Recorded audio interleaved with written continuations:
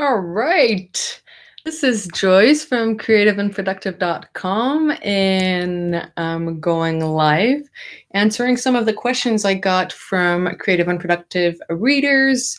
So hopefully you find this helpful. If you have additional questions that come up, don't hesitate to post them in the comments in the chat, and I'll do my best to answer them live or when I read them after this call. All right, so I got a few questions about licensing cover songs, and there was a confusion between when you want to license, when you've recorded a cover song and you want to place it on TV. So let's say, for example, that you recorded a version of Leonard Cohen's Hallelujah and you want to place that on TV. That's one thing. And another is if you have a song, let's say it's called My Amazing Song, and someone else wants to record it to use it in their album and, maybe place it on TV later on. So those are two separate things. The first question I got was, someone wants to license one of my songs to record on their album. What contract do I need? And you, as the songwriter, actually don't need any contract. It's the person who is recording the cover of your song that has the responsibility to go get a compulsory mechanical license that will authorize them to use your song, to record your song. And how they can get that clearance, they can use a company like Easy Song Licensing, which I don't personally use. I don't do cover songs, but I've heard good things about them. Especially their customer support is supposed to be top notch. So you've got websites like Easy Song Licensing that will provide mechanical licenses for you if you want to record someone else's song and use it, post it on YouTube or wherever. You also have other options like Songfile, which is through the Harry Fox agency, or also a service called Louder. So what I'll do is I'll post, actually let me post it in the chat right now, and I'll add it to the show notes. It's an in-depth post by Ari's Take that's really, really good about how you can legally release cover songs. So if you're interested in releasing, in recording someone else's song and then, doing business with it, basically, with your recording of that song, check out that post. It's really, really good. Now, another question I got was like, can you actually, like, if you've recorded Leonard Cohen's Hallelujah, for example, so I'm assuming you got the mechanical license from Easy Song Licensing, for example. So now you have a recording of Hallelujah that you produce yourself. The sound recording is yours, but remember the composition is not yours. But potentially you can still place that recording on a television show or in a film. You'll have noticed that Jeff Buckley's version of Hallelujah is in plenty of films and TV shows, same as Rufus Wainwright's version. So it is absolutely possible. Just bear in mind that, it's usually when the project doesn't have the budget to have the original song. It doesn't have to be. For example, Jeff Buckley's version, I'm sure, is very expensive as well. But so usually with cover songs, like if you work with music libraries, it's not common that they will ask for cover songs. However, it can happen if you work directly with customers. If you work with indie filmmakers, for example, you're in the habit of scoring music for film, then sometimes, they might come to you and say, you know what, we really like this song. Do you think you could record a cover? When that's the case, you're responsible for getting the mechanical license from a service like Easy Song Licensing. So that authorizes you to record the song for commercial purposes, and reproduce it. And then the filmmaker if they want to use that recording in their project, they need to get a synchronization license, and they need to get that from the songwriter's publisher. So from Leonard Cohen's publisher, which is, I think it's Sony ATV. So they would need to get a synchronization license that would authorize them to use the composition in their project, but they would also need to get a master use license from you to get the authorization to use your sound recording. So two separate things: the synchronization license that gives them the right to use the composition, and the master use license that gives them the right to use the recording. So if they're licensing Leonard Cohen's version, they can just sign one agreement, like one synchronization and master use license agreement. But if they want to license your cover version of Leonard Cohen's song, they need a separate synchronization license and a master use license. Synchronization license from Leonard Cohen's publisher and a master use license from you. Okay. Hopefully that explains that covers that explains everything you need to know about cover songs. If you have a follow-up question, let me know in the chat, or if you're watching this after the live broadcast, just comment or send me an email and I'll do my best to answer. All right. I also got a few questions around ISRC and ISWC numbers. So these are questions that come up fairly often. So let me just clarify quickly what ISRC and ISWC numbers are. So ISWC numbers identify compositions. Remember, we made that distinction between Leonard Cohen's composition and Jeff Buckley's recording of that composition. So Leonard Cohen's song is identified by an ISWC number. That number is provided by your performance rights organization. So when you write a song and you register it with a performance rights organization, that PRO will give you an ISWC number to identify the composition. Now, Leonard Cohen's recording of Hallelujah and Jeff Buckley's recording of Hallelujah are two separate recordings, and each recording has an ISRC number attached to them. So you can have, for one composition, you can have only one ISWC number, but you can have multiple ISRC numbers that identify all the different types of recordings. And if you're into music licensing and you have one song, but you have a bunch of different alternative versions and alternative recording of that song, you'll only have one ISWC number because it's the same composition, even if it's a different arrangement, but you'll have a bunch of different ISRC codes to identify each and every sound recording. So where you get the ISRC codes, one way to get them is if you're an indie artist, if you're not really into licensing, you probably don't have a bunch of different versions of your songs, or if you have a few, you release them. For example, you might have a live recording and a studio recording. So usually whenever you release your song, when you distribute them, your music distributor will give each recording that you release with them a unique ISRC code. But if you're into licensing, you probably want to get more ISRC codes directly from your local ISRC agency, and I'll include a link. I don't have it up now, but I'll include a link for you in the show notes, so you can check out what your local ISRC code agency is, and then you can attach an ISRC number to each version of your song, each recording of your song. So now a secondary question is, like, do you actually need ISRC numbers or ISWC numbers when you want to license your music?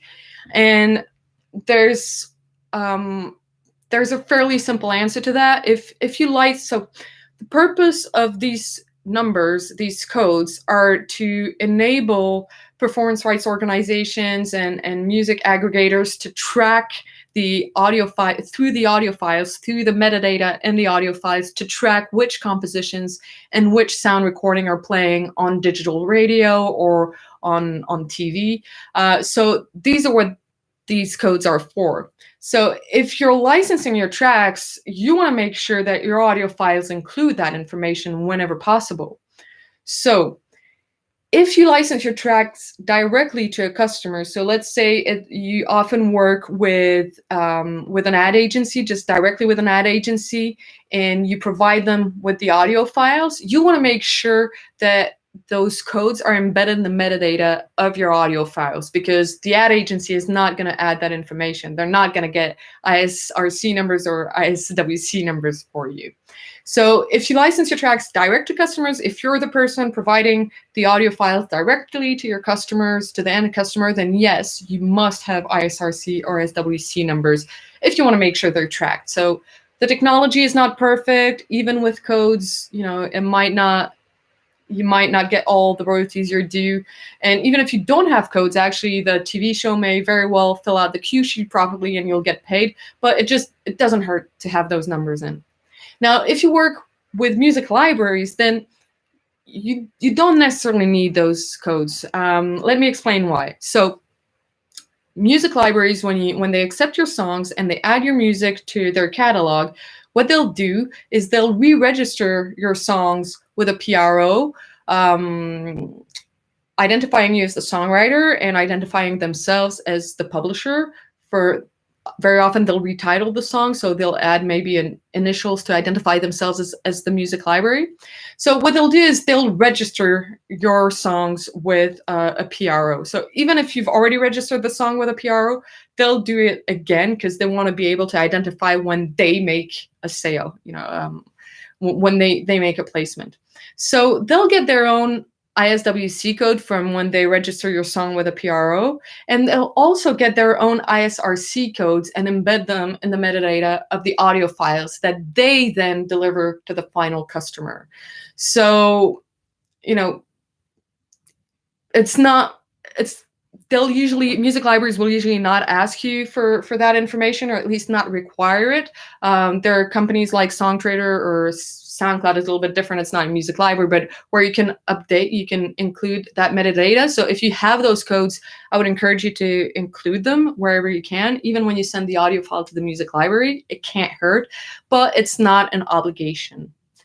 All right, that was, hey Gary.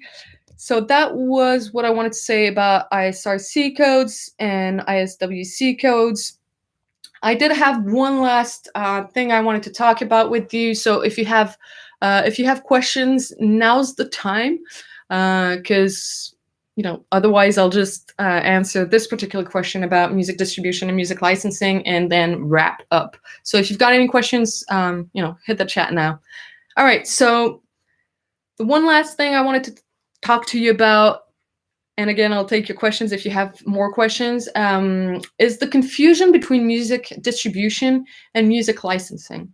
So I'm going to try to write a post about that, actually, to really have that one resource where I make that very clear. But let me take a stab at it today. So a lot of questions I get around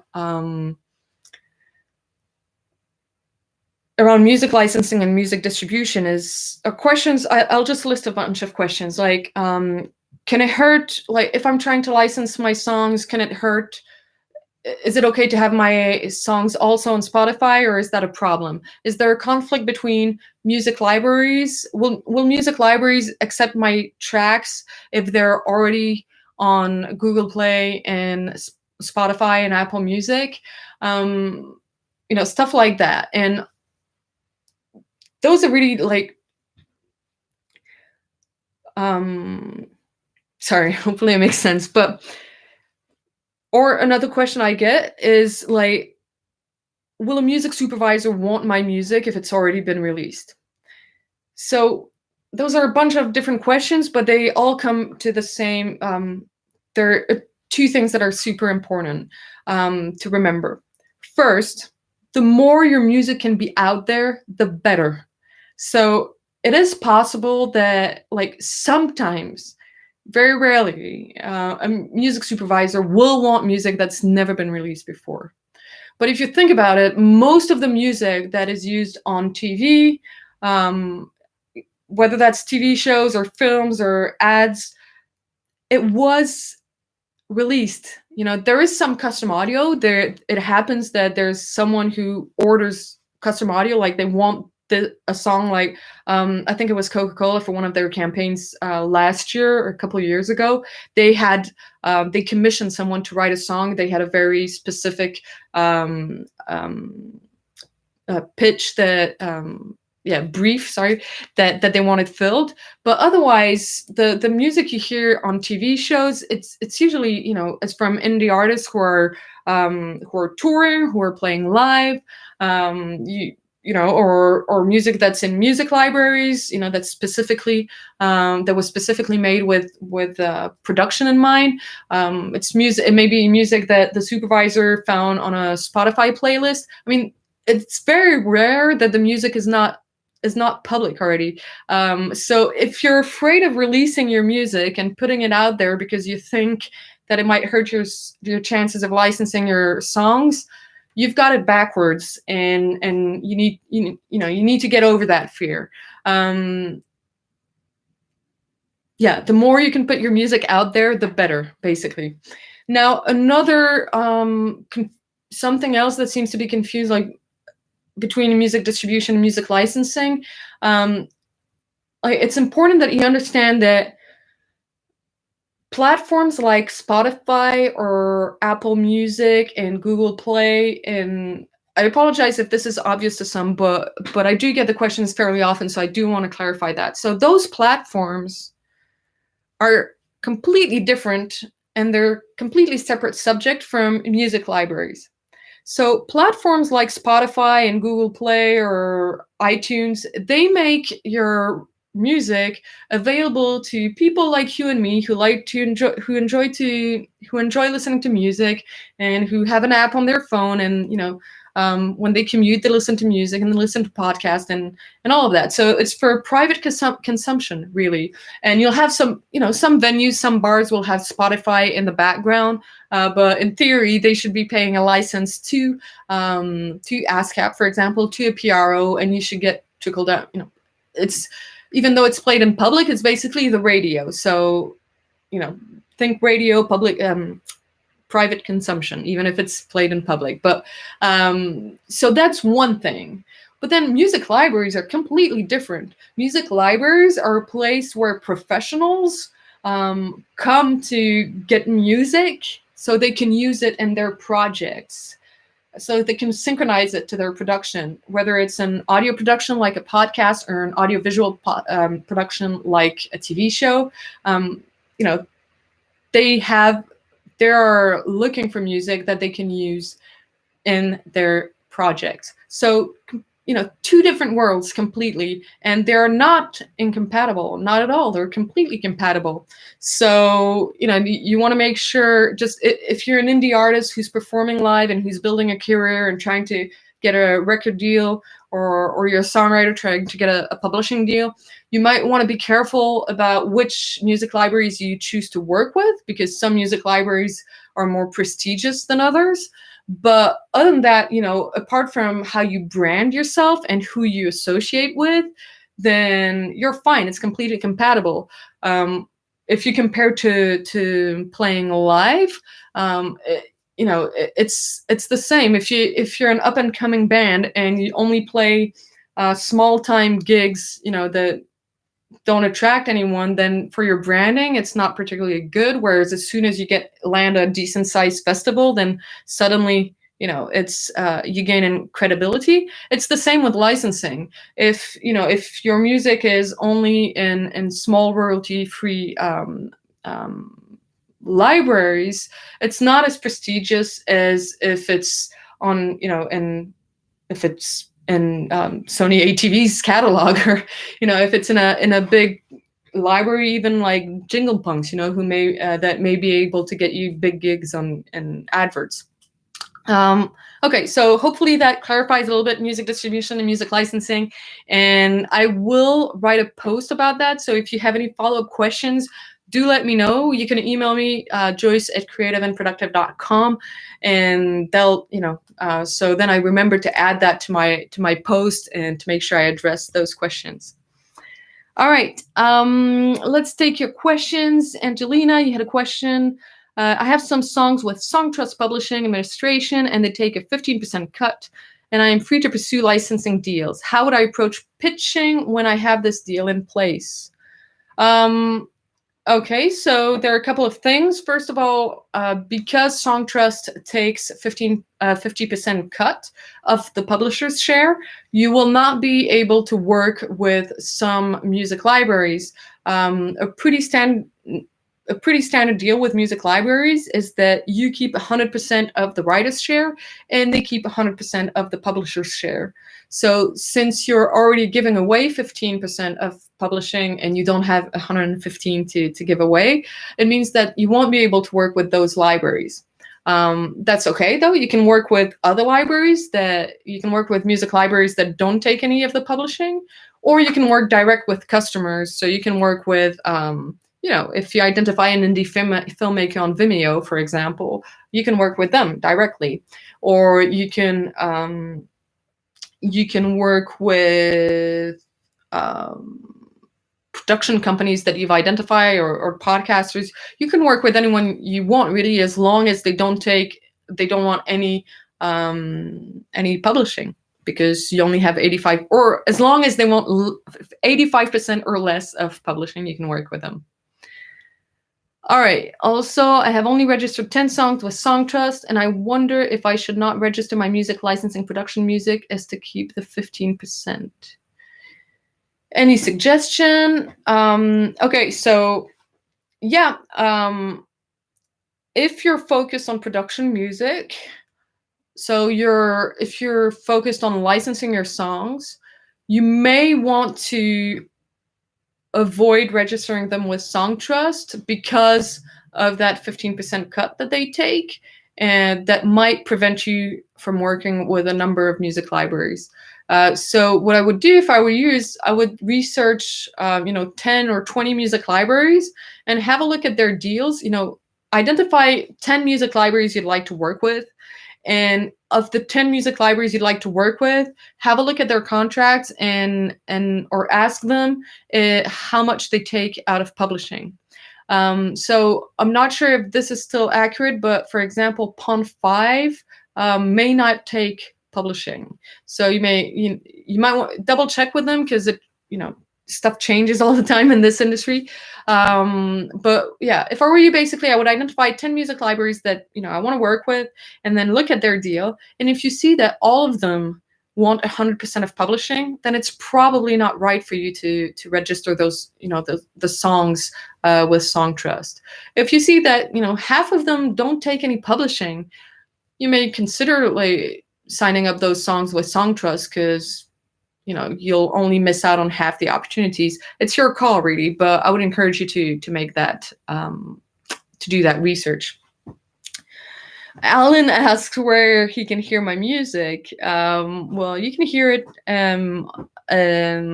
What's the best place you can hear it? I guess madlastmusic.com makes sense. Angelina, I wanted to link. Let me see if I find this post quickly, so I can send you the link. Oh yeah, so I'm linking to a post, to the post I wrote on music royalties. Perhaps you've read it already. The reason I'm sending you the link is that there is a section about the downsides of working with a music admin company like SongTrust.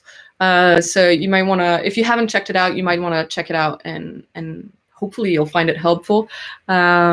So yeah, and since I'm here, I'll add it to the show notes as well. But remember that link about the local ISRC agencies? Well, I'm finding it now, so here you go.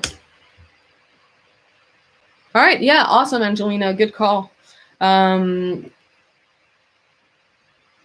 good call.